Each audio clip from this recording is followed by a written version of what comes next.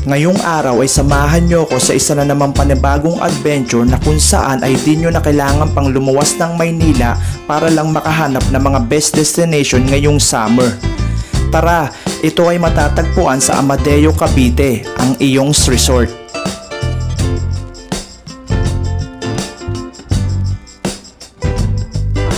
Ganda dito.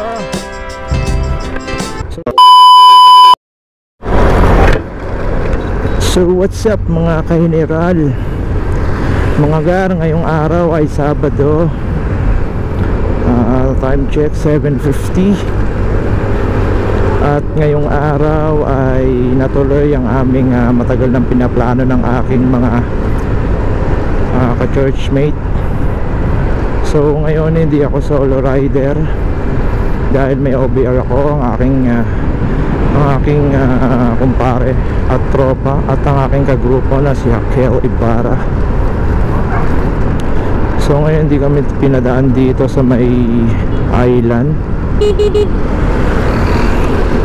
Ngayong araw ay Sabado at kami ay mag-swimming dito lang malapit sa Cavite. Matagal na namin pinaplano yon, pero ngayon lang natupad kasi dahil lahat naman ay walang pasok, kaya natuloy. So nandito pa lang kami sa Piela, nagkahiwa-hiwalay na kami dahil hindi kami pinapasok dun sa dinadaanan namin shortcut sa island, kaya dun na lang kami makikita. Pero may nasa kasunod kami si Kuya Ronel, no? So apat kaming motor, isang Bristol, isang Honda Beat, isang Click at akin ito Mio. So sobrang aga na, hindi ko alam kung maaga pa ba to o tanghali, pero hopefully na wala pang tao, pero sigurado may tao na dun, kaya mamaya balikan ko kayo. Let's go. So nandito na kami sa Robinson at dito kami dumaan dahil sobrang traffic dun sa may SM. Hinayaan ko lang, walang response eh. Wala, kasi tayo. Wala yun. So, mataas ang traffic.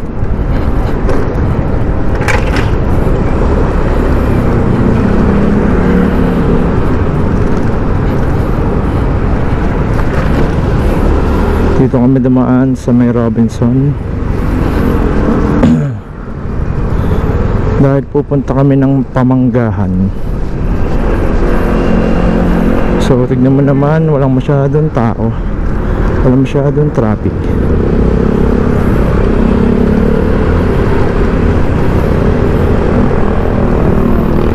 Yun nga pala ang aming kasama na si Kuya Arnel, naka Honda Beat siya.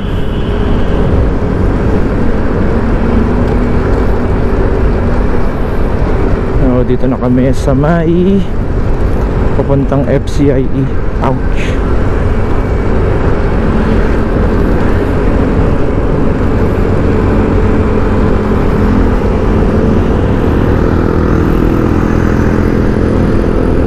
Manggahan. Ha?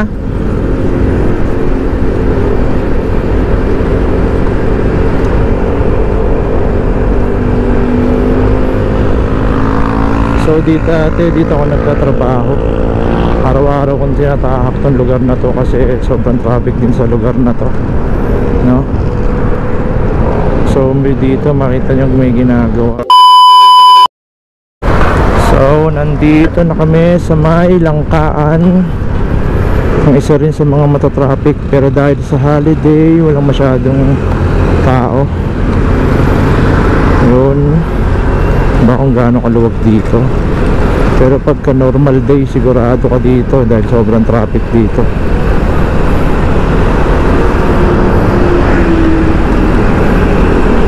Ayan si Arnel.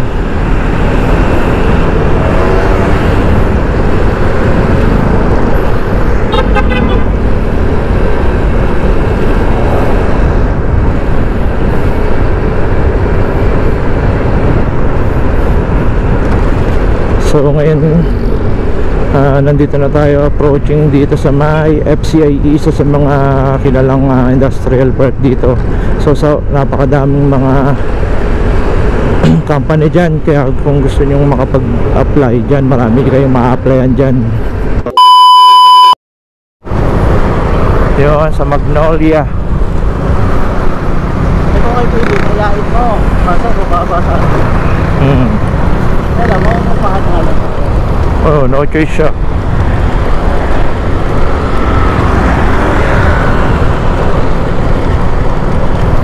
So, nandito tayo sa Tulay. Saan tulay ito? Ganda dyan po, so.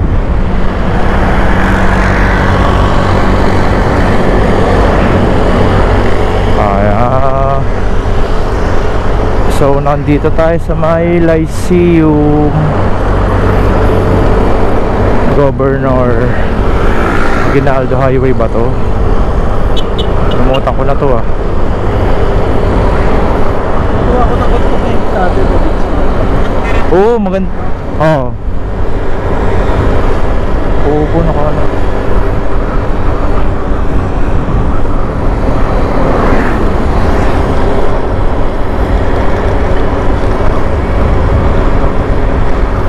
So, approaching na kami sa Manggahan.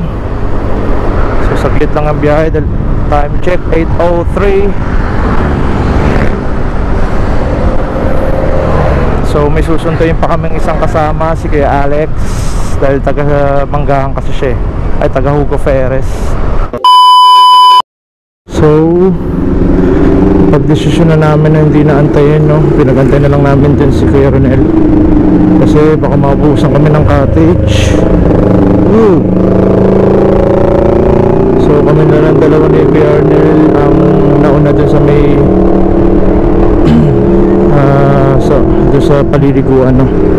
Kasi baka maubusan kami ng cottage. Delikado. Mahirapan kami. Wala kami maliguan. Kaya inunahan na namin. So bumili muna kami ng tubig dahil wala kami dalang tubig. So dito pa rin kami sa, hindi ko alam kung anong lugar to, pero papunta to sa pupuntahan namin. Gentry pa rin pala to. So dito na ang Balete Post. So kumahanan kami sa may may mga kainan, no? Dito pala folks, no? Parang sa Tagaytay, no? Ayun, no? May sabungan.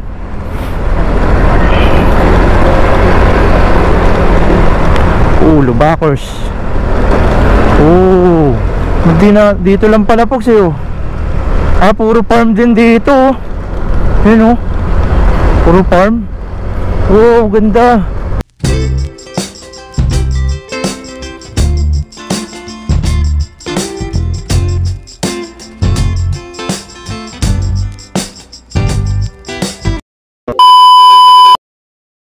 Yun, so sa iyong resort. Kumanan tayo di sa iyong resort. Dumiretso sila? Oh, iyong resort. Sana hindi puno. Dahil manok, oh. Grabe sa bungan. Iyong resort. Baka ito. Diretso ba? Nawala. Malamang ito yan. Ang tayo nila.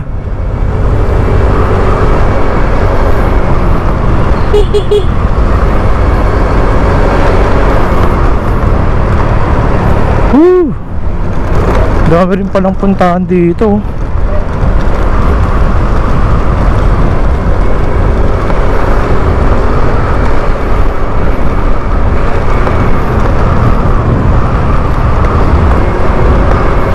Nawawa ka. Ganda, oh. Ayun. Ayan, sana hindi puno. So nandito na kami sa iyong resort. At buti hindi siya puno. So ang dami kong dadaling gamit. Ewan ko na muna to. Okay lang kaya to? Hindi kaya malalaglag to dito.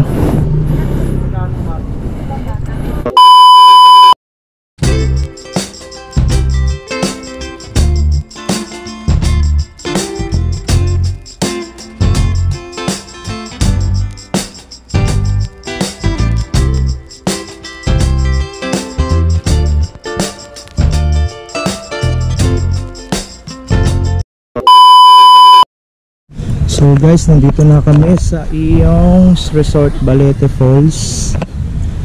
At ito ang loob niya. Ang ganda, siyempre lalak na. Yan, dito yung parkingan. At din yung motor natin. So ito, nandoon. At yun, ang ganda dito. Diba? Puro napupuno. Oh my gosh.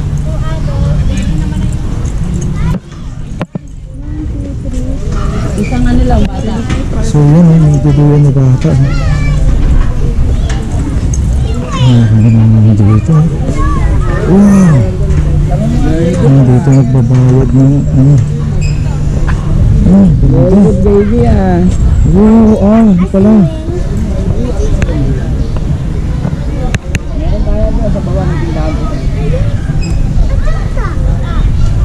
Yan, so nandito pala ang daanan. So sobrang ganda dito guys. Ayun oh.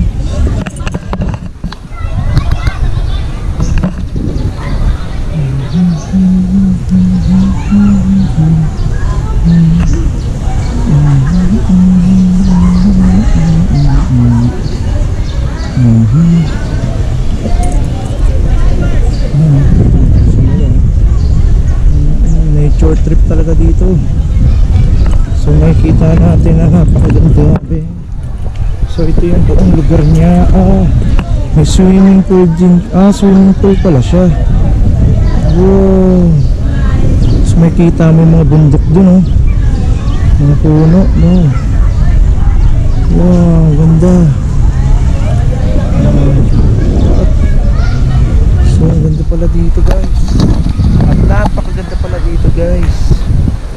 Ano naman. Shit.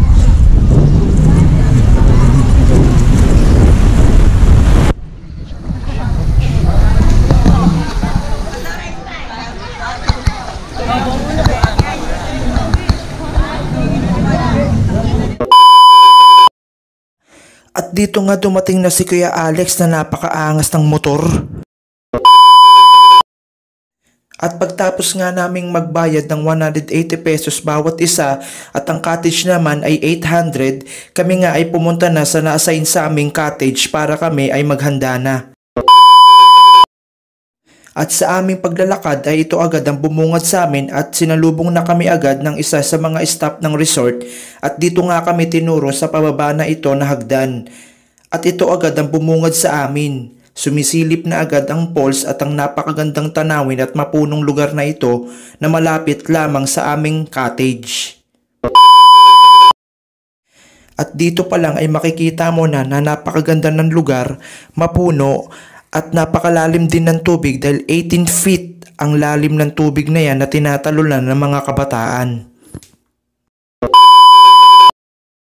At kami nga ay nagpahinga muna sa aming cottage dahil medyo malayo-layo din ang aming nilakad at uminom muna kami ng tubig at para makapaghanda na maligo.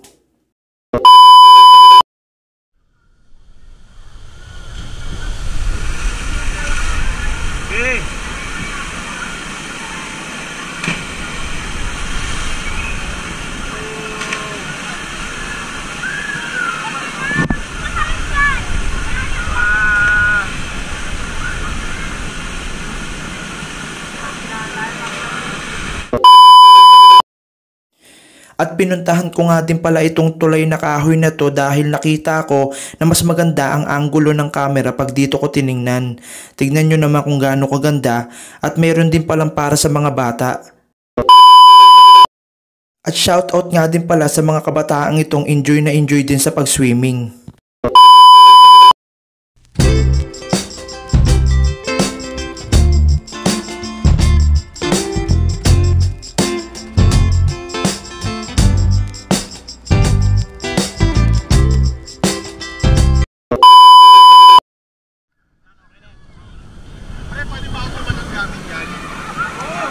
Nabitawan ko, sorry.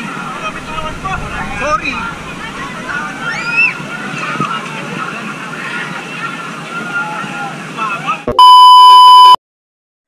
At meron din pala sila ditong running water na mula sa bundok na napakalamig ng tubig at sobrang sarap talaga paliguan. Kaya tingnan mo naman ang itsura ko dyan, talagang napakasarap maligo dahil napakalamig ng tubig.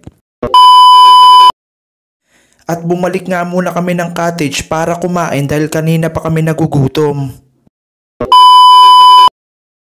At kung di mo naman trip ang mga running water ay pwede mo rin gamitin at ino-offer din nila dito ang kanilang mga swimming pool.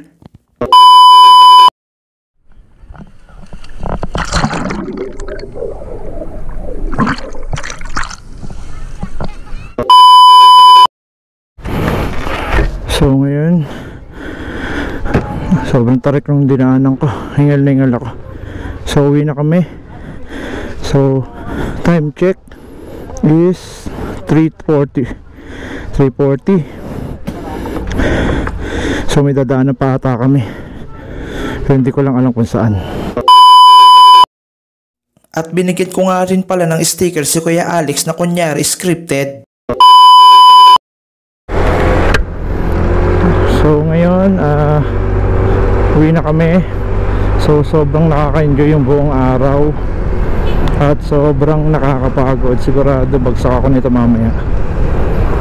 So hindi ko lang alam kung ano pang plano. Baka kumain pa kami sa Lomihan. So hindi ko na yun papakita kasi para hindi masyado mahaba yung video. So bago ang lahat, please subscribe to my YouTube channel Just TV at follow page sa aking Facebook page. So dito na lang, ride safe sa atin lahat.